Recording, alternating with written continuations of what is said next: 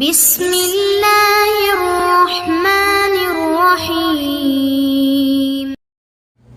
نحمده ونستعینه ونستغفره ونعوذ باللہ من شرور انفسنا ومن سیئات اعمالنا من يهده الله فلا مضل له ومن يضلل فلا هادي له واشهد ان لا اله الا الله وحده لا شريك له واشهد ان محمدا عبده ورسوله اما بعد فإن خير الحديث كتاب الله وخير الهدي هدي محمد صلى الله عليه وسلم وشر الأمور محدثاتها وكل محدثة بدعة وكل بدعة ضلالة وكل ضلالة في النار رب اشرح لي صدري ويسر لي أمري واحلل عقدة من لساني يفقهوا قولي رب أعوذ بك من همزات الشياطين وأعوذ بك رب أن يحضرون اعوذ باللہ السمیع العلیم من الشیطان الرجیم یا ایہا الذین آمنوا کتب علیکم الصیام کما کتب علی الذین من قبلکم لعلکم تتقون۔ اللہ رب العزت کا بہت بڑا احسان ہے کہ آج الحمدللہ کچھ فاصلہ طے کر کے آ گئے ہیں رمضان المبارک کا۔ اللہ رب العزت نے قرآن کریم میں فرمایا ہے ایام معدودات، یہ زندگی میں یہ چند دن ہیں، ایام معدود گنے ہوئے، دیکھتے دیکھتے نکل جائیں گے۔ کل رمضان شروع ہوا تھا، پرسوں تک ہم کہہ رہے تھے کہ رمضان آ رہا ہے، رمضان آ رہا ہے، اور اب ہمارے ہاتھوں سے رمضان نکلتا جا رہا ہے اور یہ نکل جائے گا۔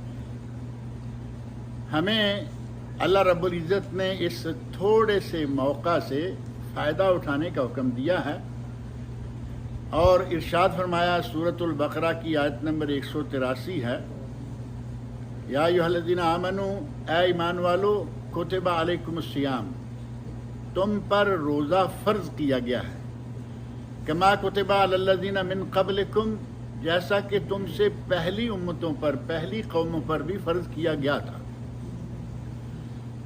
اور دو لفظوں میں روزے کی وجہ کیا ہے، روزے کا فائدہ کیا ہے، روزے کا فلسفہ کیا ہے، روزے کی حکمت کیا ہے، دو لفظوں میں، لعلکم تتقون، تم پر بھی روزہ فرض کیا گیا جیسے پہلے لوگوں پر فرض کیا گیا تھا، تاکہ تم متقی بن جاؤ، پرہیزگار بن جاؤ۔ متقی کا لفظ تو معروف ہے نا، اردو، بنگلہ، عربی سب میں متقی اور تقوی۔ لگے ہاتھوں ذکر کر دوں کہ تقوی ہے کیا۔ ہم سب کو معلوم ہے متقی کون ہوتے ہیں، یعنی نیک، پرہیزگار، دیندار لوگ ہوں تو ہم کہتے ہیں جی یہ متقی ہے، یہ دیندار ہے، یہ پرہیزگار ہے، یہ نمازی اور روزہ دار ہے۔ لیکن اصل میں تقوی کیا ہے؟ حضرت ابو ہریرہ رضی اللہ عنہ سے پوچھا گیا کہ تقوی کیا ہے، تو حضرت ابو ہریرہ رضی اللہ عنہ فرماتے ہیں کہ کبھی جھاڑیوں کے اندر سے گزرے ہو، جھاڑیاں سمجھتے نا، کانٹے دار درخت ہے، کیکر، بیری، اس کے شاخیں پڑی ہوئی ہیں، ان میں کانٹے ہیں، اور وہ اگر کافی اونچے بھی ہوں گزرتے ہوئے، تو کہتے ہیں کہ کبھی جھاڑیوں، کانٹے دار جھاڑیوں کے اندر سے گزرے ہو؟ سوال کرنے والوں نے کہا کہ ہاں، اور غالباً عمر فاروق رضی اللہ عنہ ہاں گزرے ہیں۔ ابو ہریرہ رضی اللہ عنہ فرماتے ہیں کہ کیسے گزرتے ہو؟ تو انہوں نے کہا کہ جب وہ جگہ آتی ہے تو ہم اپنے کپڑوں کو لپیٹ سمیٹ کے درمیان سے بچ بچا کے نکل جاتے ہیں، ایسے گزرا جاتا ہے نا۔ فرمایا یہی تقوی ہے، دنیا گناہوں کے کانٹوں سے بھری ہوئی ہے، آپ دیکھ رہے ہیں نا، قدم قدم پر باہر گناہ کا موقع موجود ہے، قدم قدم پر، لحظہ لحظہ، کہیں بھی آپ آنکھ کھول لیں اللہ تعالیٰ کے گھر ہیں محفوظ، یا کچھ خاص جگہ ہیں محفوظ، ورنہ سڑک میں، بازار میں، کہیں بھی آپ آنکھ کھولو آگے گناہ ہی گناہ۔ بے پردہ عورتیں، گانے گاتے ہوئے جاتے ہوئے گاڑیوں والے۔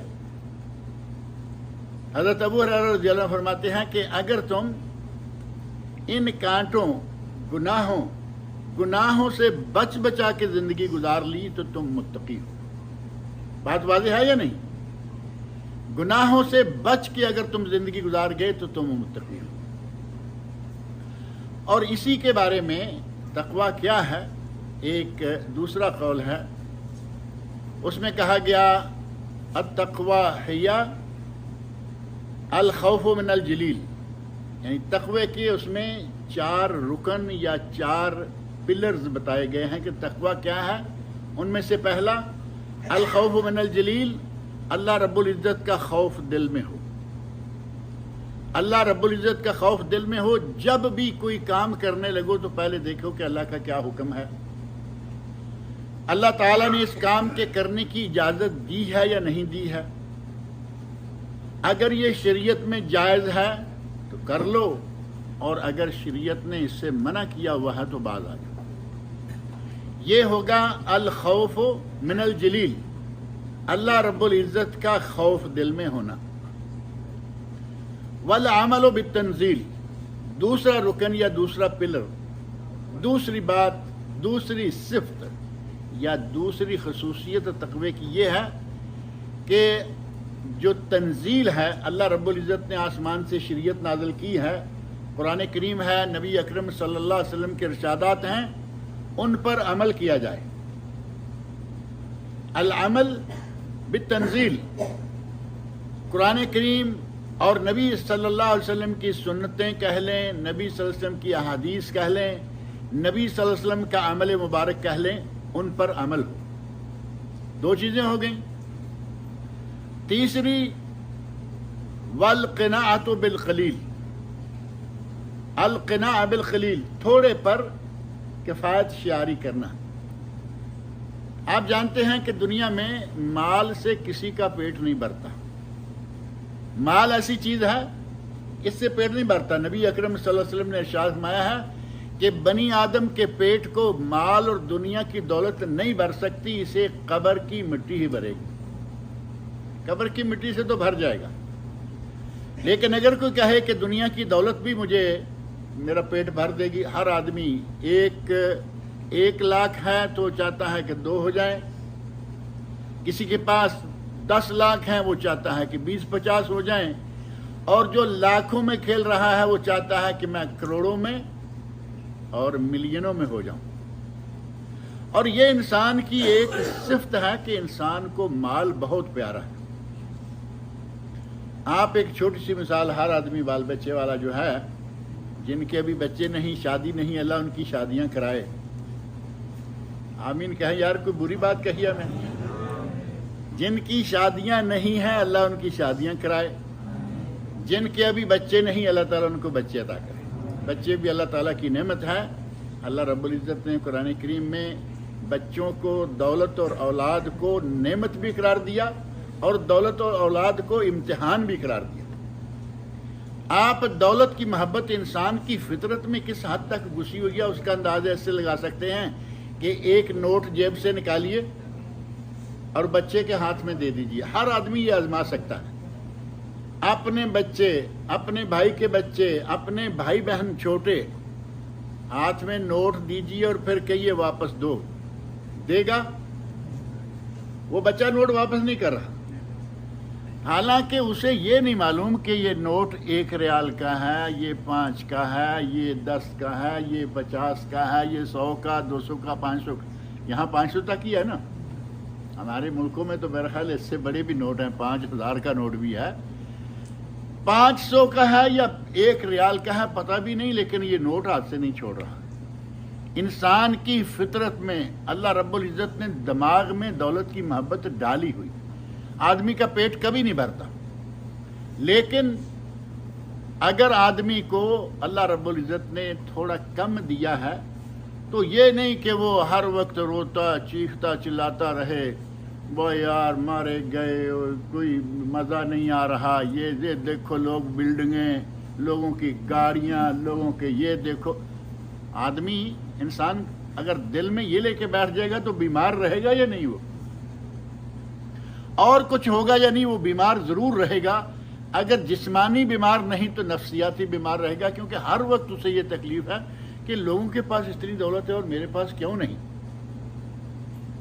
انسان کا پیٹ صرف قبر کی مٹی بھرتی ہے، دولت نہیں بھرتی۔ نبی اکرم صلی اللہ علیہ وسلم نے یہ بات فرمائی ہے، کسی مولوی کا فتویٰ نہیں ہے یہ۔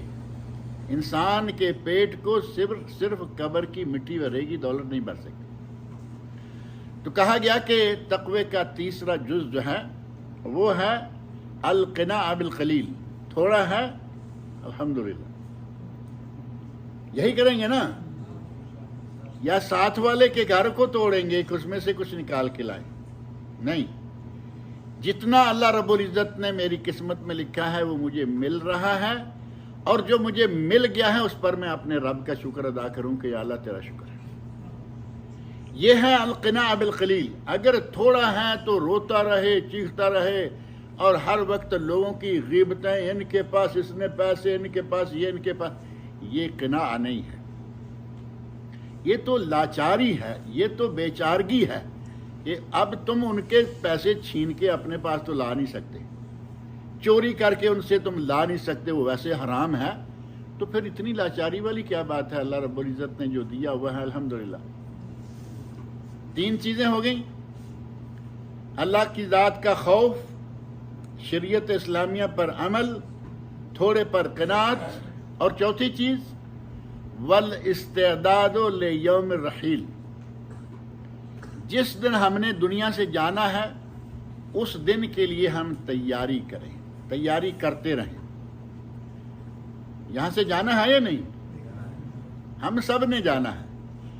اگر کوئی 100 سال جیا تو بھی گیا، 200 سال جیا تو بھی گیا۔ حضرت نوح علیہ السلام نے 950 سال تبلیغ کی، 950 سال دنیا سے گئے نا وہ بھی۔ اور نبی صلی اللہ علیہ وسلم تمام انبیاء کے امام اور سردار ہیں۔ پچھلے درس میں بات کی تھی نا، یہیں ہمارے نبی، اللہ نے ہمیں اس نبی کا امتی بنایا ہے جو تمام نبیوں کے امام اور سردار ہیں۔ دنیا سے گئے یا نہیں؟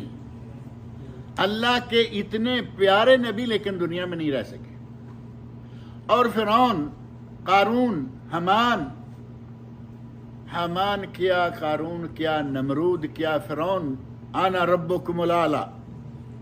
اللہ رب العزت نے اس کا دماغ اتنا خراب کیا ہوا تھا، اتنا متکبر تھا، وہ کہا کرتا تھا کہ میں تمہارا اعلیٰ رب ہوں۔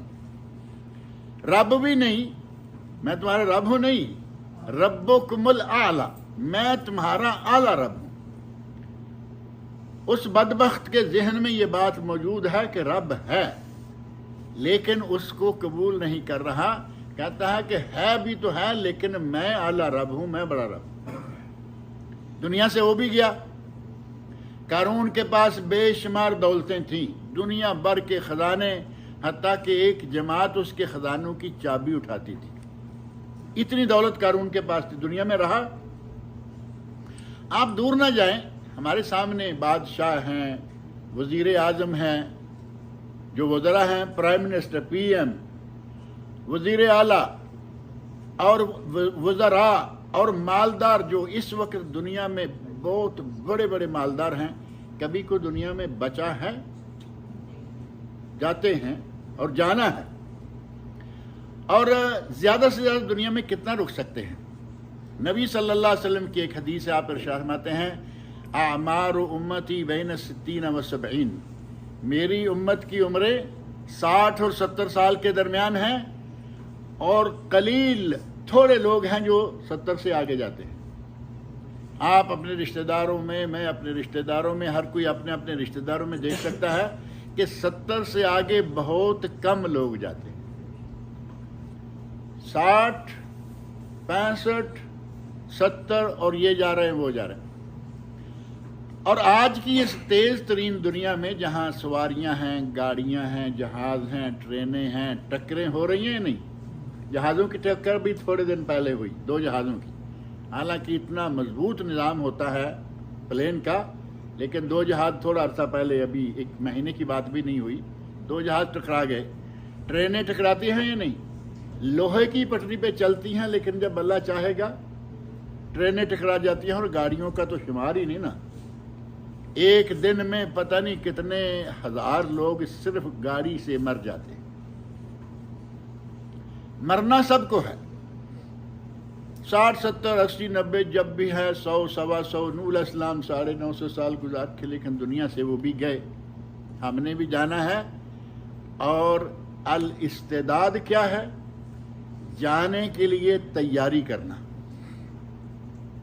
آپ نے عمرے کے لیے جانا ہو، مکہ مکرمہ میں اللہ تعالیٰ سب کو عمرہ نصیب فرمائے، ایسی دعا پہ آمین کہنی چاہیے۔ آمین کا معنی ہوتا ہے یا اللہ یہ دعا قبول کر لے، اللہ تعالیٰ آپ سب کو اس رمضان میں عمرہ کرنے کی توفیق عطا فرمائے۔ آپ عمرے کے لیے روانہ ہوتے ہیں، کچھ تیاری کرتے ہیں یا نہیں؟ 4 پیسے جیب میں ڈال لیے، بیگ میں 2 4 کپڑے رکھ لیے، اور کوئی مسلح رکھ لیا، کچھ نہ کچھ تیاری۔ یہ ہے استعداد۔ اور جس نے صرف مکے جانا ہے اور تیسرے دن واپس خبر میں ہوگا، اس کی تیاری کیا ہے؟ اور جس نے اس دیش میں جانا ہے جہاں سے واپسی کبھی نہیں ہے، جو اس دنیا سے روانہ ہو گیا اس کی واپسی کبھی نہیں، ہمیشہ رہے گا۔ اگر دنیا میں اچھے عمل کرتا رہا تو وہاں مزے کرے گا، اللہ رب العزت کی جنتوں میں، اللہ رب العزت کی نعمتوں میں رہے گا۔ اور اگر اس کا پلہ خالی ہے، اس کے پاس عمل کی پونجی نہیں ہے، تو پھر وہاں عذاب ہوگا، جہنم میں سزائیں ہوں گی، بلکہ قبر سے سزائیں جو ہیں وہ شروع ہو جاتی ہیں۔ اگر ہم نے اس علاقے میں، اس دنیا میں، آخرت میں جانے اور وہاں خوشگوار زندگی گزارنے کا ارادہ اگر ہم رکھتے ہیں تو ہمیں تیاری کرنی ہوگی۔ 3 دن کے لیے ہم اتنی تیاری کرتے ہیں جہاں سے واپسی ہی نہیں ہے۔ جو کچھ ساتھ لے کے جائیں گے وہاں کام آئے گا، اچھا ہے تو اچھا کام آئے گا، برا ہے تو برا کام آئے گا۔ نبی اکرم صلی اللہ علیہ وسلم ارشاد فرماتے ہیں کہ قبرستان تک 3 چیزیں بندوں کے ساتھ جاتی ہیں۔ قبرستان تک 3 چیزیں جاتی ہیں، مال، عیال اور اعمال۔ 3 چیزیں ہو گئی نا۔ دولت و مال بھی جیبوں میں بھی ہے، بچوں کے پاس ہے، باپ کے پاس ہے، بھائی کے پاس ہے، یہ بھی قبرستان میں موجود ہے۔ عیال، بال بچے، عورتوں کو تو اجازت نہیں ہے نا اس وقت وہاں جانے کی، لیکن اگر شوہر ہے تو موجود ہے، باپ ہے موجود ہے، بھائی ہیں موجود ہیں، رشتہ دار، گاؤں والے، محلے والے سارے موجود ہیں۔ مال بھی ہیں، عیال بھی ہیں اور اعمال بھی ہیں۔ اب وہاں اس کے ساتھ قبر میں کون رہے گا؟ تھوڑا جواب دیجئے زور سے۔ وہاں قبر میں صرف اعمال رہیں گے، باقی دونوں بھائی بہن بھی سب واپس، رشتہ دار دوست واپس، بیٹے واپس، اور ساتھ ہی جو کچھ پیسہ ہے وہ بھی سب واپس، وہاں رہیں گے اعمال۔ اگر کسی کے اعمال اچھے ہیں تو اسے قبر میں بھی اللہ رب العزت آرام دے گا، جنت کے دروازے کھل جائیں گے، جنت سے خوبصورت ہوائیں، خوبصورت کھانے، خوبصورت نعمتیں قبر کے اندر بھی، کیونکہ قبر روضۃ من ریاض الجنہ او حفرہ من حفر النار۔ قبر جو ہے وہ یا تو جہنم کا ٹکڑا ہے، یا جہنم کا ٹکڑا گڑا ہے، یا جنت کا ایک باغیچہ ہے۔ اس دن کے لیے جو تیاری کرنا ہے ہم نے، وہ ہے نیک اعمال۔ جو غلط کام ہے، اب تفصیل غلط کاموں کی میں جانے کی کیا ضرورت ہے، جو کام غلط ہے اس سے باز آ جائیں، جو کام صحیح ہے کرنے کی کوشش کریں۔ آپ نے بہت بڑے بڑے کام تو میں نہیں بتاتا، آپ نے دیکھا ہوگا کہ عموماً ہمیں عادت ہے بائیں ہاتھ سے پانی پینے کی۔ بہت سارے لوگ ہیں بائیں ہاتھ سے پانی پیتے ہیں۔ ابھی آپ کھانا کھائیں گے نا تو کھانے کے ساتھ ہی آپ کو اپنے دائیں بائیں دیکھ لینا، پتہ چلے گا یہ بریانی کھا رہے ہیں، کبسا ہے، جو بھی ہے، سالن ہے، روٹی ہے، یہ ادھر، اور یہ گلاس یا بوتل ادھر، پانی پیتے ہیں بائیں ہاتھ سے۔ یہ کتنا برا کام ہے ہمیں پتہ ہی نہیں چلتا۔ اور اگر نبی اکرم صلی اللہ علیہ وسلم کی حدیث آپ کا ارشاد گرامی سنیں تو پتہ چلتا ہے فَإِنَّ الشَّيْطَانَ يَأْكُلُ بِشِمَالِهِ وَيَشْرَبُ بِشِمَالِهِ، شیطان ہے جو الٹے ہاتھ سے کھاتا اور پیتا ہے۔ اب اگر ہم پانی الٹے ہاتھ سے پئیں گے تو کون ہو گئے؟ شیطان تو میں نہیں کہتا، لیکن کام شیطانوں والا کیا یا نہیں کیا؟ دائیں ہاتھ سے کھاؤ، دائیں ہاتھ سے پیو، دائیں ہاتھ سے سلام کرو، دائیں ہاتھ سے دو، دائیں ہاتھ سے لو، دائیں پاؤں سے مسجد میں داخل ہو جاؤ، اور اگر باتھ روم میں داخل ہونا تو بایاں، باتھ روم میں جانا ہے تو بایاں اندر پہلے، نکلنا ہے تو دایاں، مسجد میں دایاں اندر پہلے، نکلنا ہے تو بایاں، اور سوئیں گے تو کس طرح سوئیں گے؟ باتیں معمولی ہیں، شریعت ہے، دین ہے، لیکن ہم لاپرواہی کرتے ہیں۔ اگر سونا ہے تو دائیں ہاتھ، دائیں ہتھیلی، دائیں رخسار اور یہ پہلو، یہاں سو جائیں۔ سوئے ہوئے آپ 10 مرتبہ پلٹیں کوئی بات نہیں، لیکن آغاز سنت کے مطابق ہو جانا چاہیے۔ کوئی مشکل کام ہے یہ؟ کوئی بھی مشکل کام نہیں ہے۔ آپ کے ساتھ کوئی پانی پینے والا ہے، الٹے ہاتھ سے پانی پی رہا ہے، کوئی لوگ کھاتے بھی الٹے ہاتھ سے، دائیں ہاتھ سے کانٹا، بائیں میں کانٹا، چھری والے یہی کرتے ہیں نا، دائیں ہاتھ میں چھری ہے، کانٹا چبو کے بوٹی کو کاٹا اور وہی کانٹا یہ لا رہے۔ یا کلو شیطان جو ہے وہ یہ کام کر رہا ہے۔ ہم اگر افطار پارٹی میں بیٹھے، افطاری کے سفرے پر بیٹھے بھی وہی کام کریں گے، ہمیں شریعت کب آئے گی؟ ہمیں متقی بننا ہے، ہمیں متقی بننا ہے، کیونکہ اللہ رب العزت نے یہ ہمارے لیے 1 مہینے کا کورس تیار کیا ہے۔ متقی بننے کے لیے یہ 1 مہینہ ریفریشر کورس، میرا خیال ہے آپ پڑھے لکھے لوگ ہیں، سارے جانتے ہوں گے ریفریشر کورس۔ ریفریشر کورس کیا ہوتا ہے؟ اسکولوں میں ٹیچر ہیں، ان کو 2-4 سال کے بعد 1 مہینے کے لیے باقاعدہ ایک کورس کرا دیا، پڑھے لکھے ہیں سارے، لیکن ریفریش کر دیتے ہیں، ریفریش۔ ان کی جو اصل محنت یا کام ہے اس میں کچھ نئے چیزیں، نئے ٹچ دے دیتے ہیں کہ بھائی یہ کرنا ہے، وہ ہے ریفریشر کورس۔ اللہ رب العزت نے سال کے بعد ہمارے لیے یہ مہینہ ریفریشر کورس کا رکھا ہے۔ ہم 11 مہینوں میں جھوٹ بڑا کھل کے بول لیتے ہیں، لاپرواہی سے بول لیتے ہیں، پرواہ نہیں ہوتی، معمولی کام ہے، جھٹ سے جھوٹ بول دیا۔ جبکہ صحیح بخاری شریف میں نبی اکرم صلی اللہ علیہ وسلم کا ارشاد ہے من لم یدع قول الزور والعمل به فلیس للہ حاجہ ان یدع طعامہ وشرابہ۔ اگر کسی نے روزہ رکھا ہوا ہے اور وہ جھوٹ بولنا اور غلط کام کرنا، جھوٹ پر عمل کرنا نہیں چھوڑتا، فلیس للہ حاجہ، اللہ کو کوئی ضرورت نہیں کس چیز کی؟ ان یدع طعامہ وشرابہ، کہ وہ کھانا پینا چھوڑ کے بیٹھا رہے۔ اگر روزہ رکھا ہے، کھانا پینا چھوڑا ہے، اللہ کے لیے چھوڑا ہے، تو پھر اب یہ کام بھی چھوڑو۔ جب ہمیں ہمارے نبی صلی اللہ علیہ وسلم کہتے ہیں کہ اس کا کوئی روزہ نہیں، جس نے جھوٹ بولنا نہ چھوڑا، تو اس بات کو پلے باندھ لیں کہ بھوکا مرنے کی کوئی ضرورت نہیں، جھوٹ بولنا ہے تو کھاؤ، دن کو کھاؤ، رات کو کھاؤ، تمہاری روزے کی اللہ کو کوئی ضرورت نہیں۔ اور اگر روزہ رکھنا ہے تو پھر یہاں آپ کو کیا لگانا ہوگا؟ زپ۔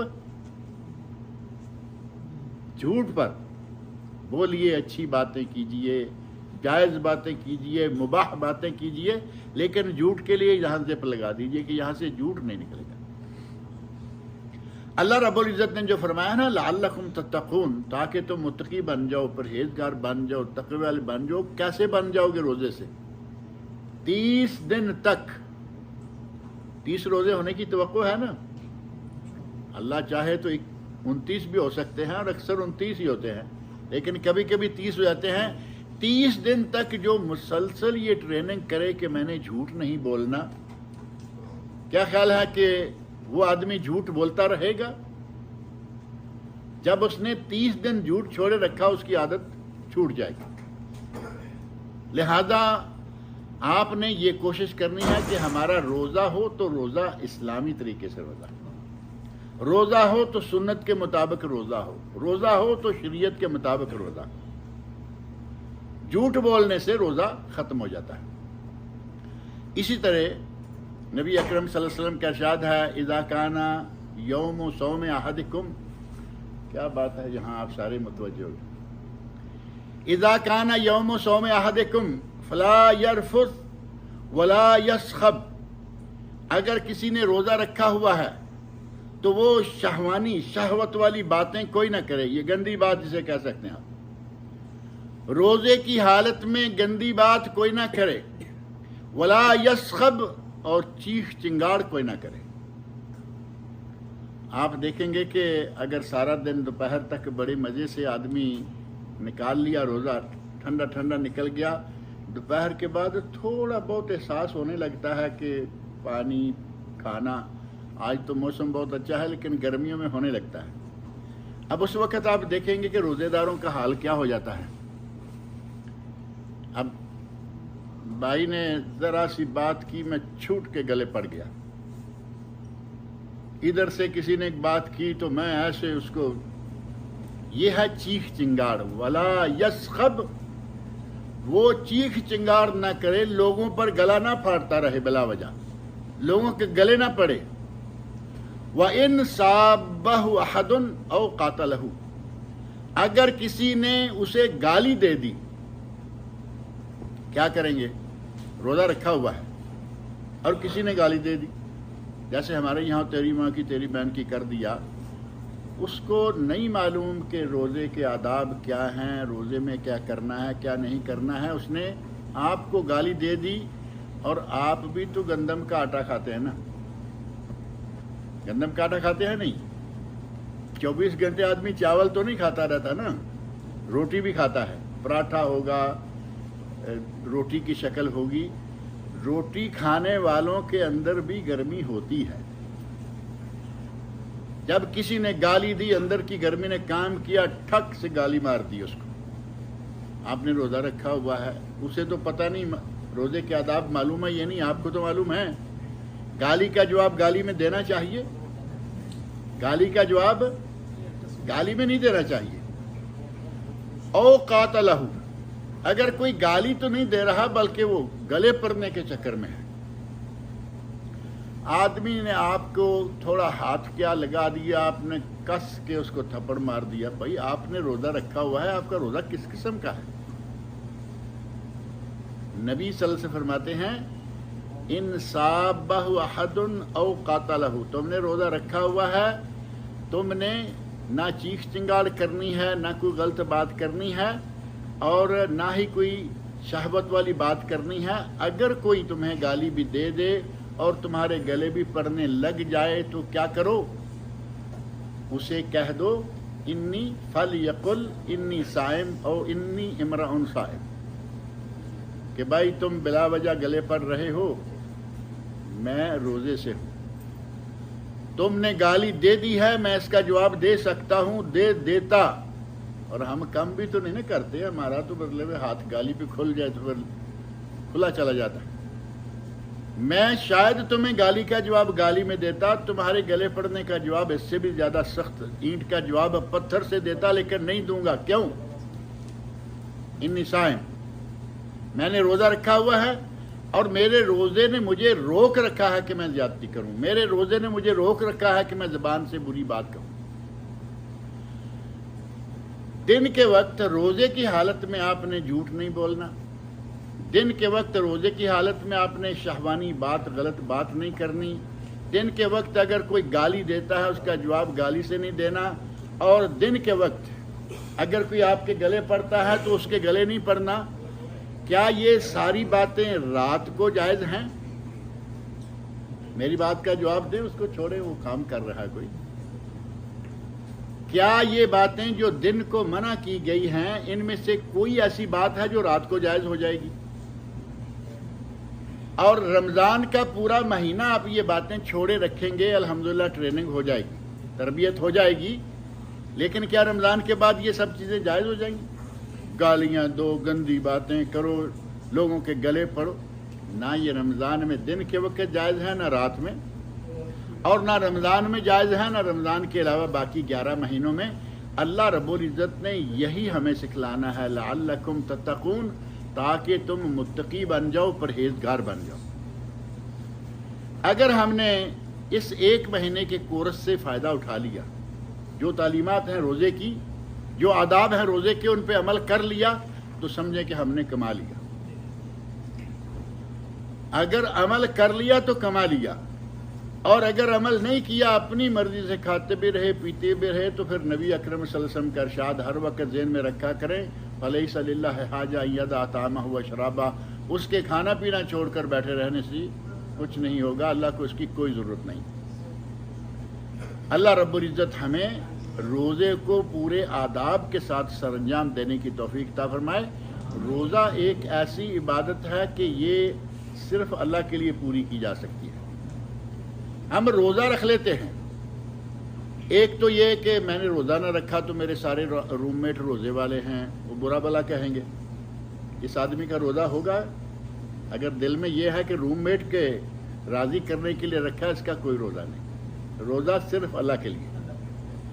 ایک خاندانی روایت ہوتی ہے کہ ہمارے خاندان میں کبھی کسی نے روزہ چھوڑا نہیں، میں بھی نہیں چھوڑوں گا، یہ بھی اللہ کے لیے نہیں، یہ خاندانی روایت ہے۔ ہم نے روزہ رکھنا ہے اللہ کو راضی کرنے کے لیے،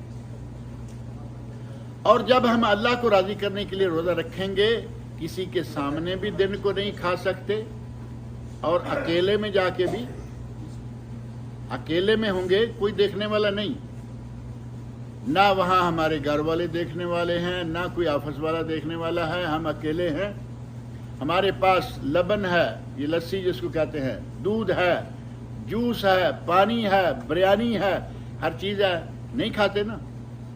کیوں؟ روزہ رکھا ہوا ہے، اللہ سے ڈرتے ہیں، ہم نے روزہ مکمل کرنا ہے۔ ایسے موقع پر ایک بات ہمارے بعض بزرگان دین کہا کرتے ہیں کہ اگر روزے دار دل میں آئے کہ کچھ کھا لوں، شیطان آتا ہے اور کہتا ہے کہ تمہیں کون دیکھ رہا ہے، کھاؤ کھاؤ، اور بندہ کہتا ہے کہ میں نہیں کھاتا، وہ کہتا ہے کہ تمہیں دیکھنے والا کون ہے، کس کا یہاں ڈر ہے؟ تو ایسے میں اسے جواب ملتا ہے اندر سے ہی، اگر بندہ مومن ہے تو اس کو جواب ملتا ہے، مجھے اس کا ڈر ہے جس کا کھانا اندر جانے کے راستے میں گھر ہے۔ اللہ تعالیٰ نے قرآن کریم فرمایا ہے، نحن اقرب الیہ من حبل الورید۔ حبل الورید یہ جگہ ہوتی ہے جہاں چھری مارتے ہیں نا جانور کو، یہ یہاں گڈھا سا ہوتا ہے۔ اللہ رب العزت فرماتے ہیں کہ ہم اپنے بندے کو اس گڑھے سے بھی قریب ہیں، یعنی ہماری نظر سے، ہمارے علم سے بندہ کبھی غائب نہیں ہو سکتا۔ جب ایمان اندر سے یہ آواز دیتا ہے نا کہ مجھے اس کا ڈر ہے جس کا میرے گھر کھانے کے راستے میں گھر ہے، تو اب شیطان ذلیل ہو کے پلٹ جاتا ہے کہ یہ بندہ تو واقعی خالص اللہ کے لیے روزہ رکھے ہوئے، اور اگر اللہ کے لیے خالص روزہ رکھیں گے تو اللہ رب العزت کے یہاں آپ وی آئی پی شمار ہوں گے۔ وی آئی پی سمجھتے ہیں نا آپ؟ یہاں آپ جانتے ہیں ایئرپورٹ پہ جائیں تو یہ ہمارے جانے کا راستہ اور وہ وی آئی پی گیٹ، جہاز میں داخل ہونے کے لیے ہمارے لیے وہ ایک راستہ اور یہ وی آئی پی گیٹ، یہ ہیں دنیا کے وی آئی پی۔ اور اگر آدمی روزے دار ہیں اور روزہ صحیح اللہ کے لیے پورا کر لیتا ہے مہینہ، اللہ رب العزت اس کو اپنا وی آئی پی بنا لیتا ہے۔ کیسے؟ صحیح بخاری مسلم میں حدیث ہے، ان للجنت ثمانیۃ ابواب، جنت کے 8 دروازے ہیں، منہا باب یسمى الریان، ان میں سے ایک دروازے کا نام ہے باب الریان۔ یہ دمام میں ایک مسجد بھی ہے نا، ریان، جامع ریان، معلوم ہوگا جوازات کے پاس، بچوں کے نام بھی ہوتے ہیں ریان۔ ایک دروازہ جنت کا، اس کا نام ہے ریان، لا يدخل منہ الا الصائمون، اس دروازے سے روزے داروں کے سوا کوئی داخل نہیں ہوگا۔ وی آئی پی ہو گیا یا نہیں؟